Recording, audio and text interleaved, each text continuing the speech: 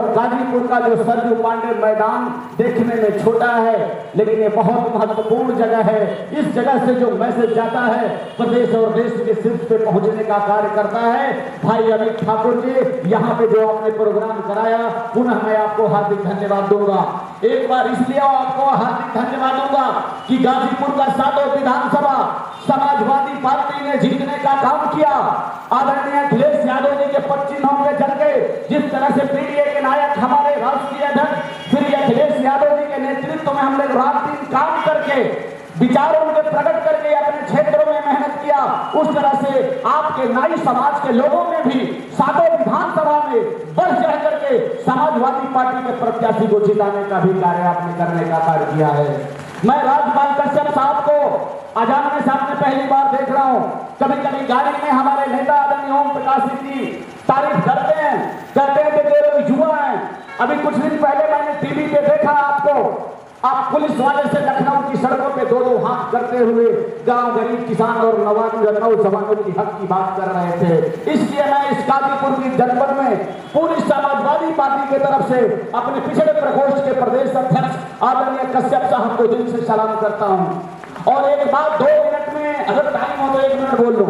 आदरणीय भाई अमित ठाकुर जी, आज हालात बहुत खराब है। आज लूट डकैती हत्या बलात्कार चरम सीमा पर है।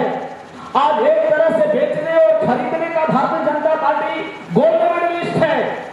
आज एक तरफ देख रहे हैं पानी से लेकर पहाड़ तक, धरती से लेकर आकाश तक बेच दिया गया, वही दूसरी तरफ सीबीआई से लेकर ईडी से लेकर एमपी एमएलए से राज्यपाल से लेकर डीएम और एसपी तक खरीदने का भी कार्य किया जा रहा है। मैं तो ये कहूंगा आदरणीय हमारे नेता आदरणीय वीरेंद्र यादव साहब कि कुत्ते का पिल्ला देखे हैं, कुत्ते के पिल्ले का आंख 7 दिन में खुल जाता है जो कुत्ते का बच्चा होता है।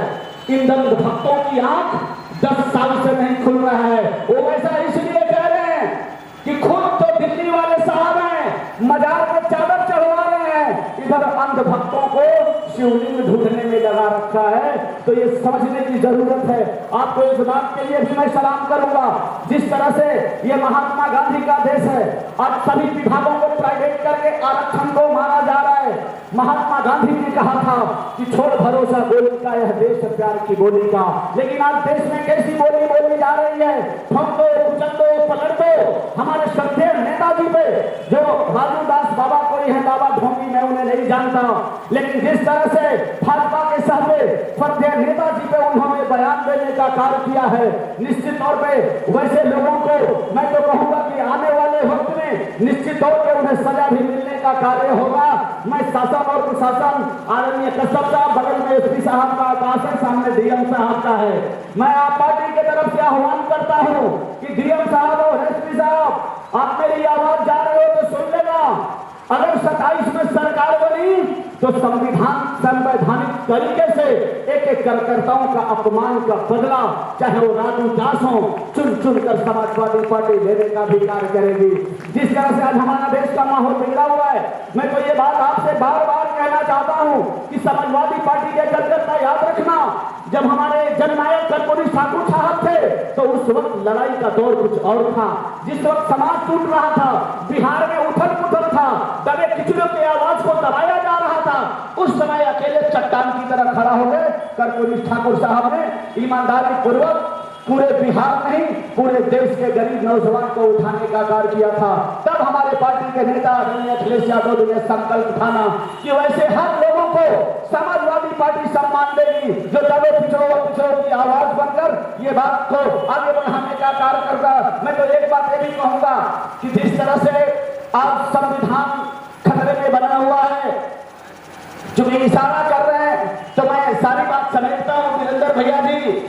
और इस समय जो दिल्ली में बाबा हैं, लखनऊ में बाबा और दिल्ली के साहब हैं, जिधर देखो उधर एक तरफ साहब एक तरफ बाबा बाबा चल रहा है। तो मैं आपसे आह्वान करना चाहता हूं कि अब कोई साहेब और कोई बाबा नहीं चलेगा, अब एक ही साहेब और एक ही बाबा देश में चलेंगे, वो है बाबा साहब भीमराव अम्बेडकर। इसलिए मैं पुनः अपनी पार्टी की तरफ से आए हुए सभी जनप्रतिनिधियों को बहुत बहुत हार्दिक धन्यवाद देता हूं।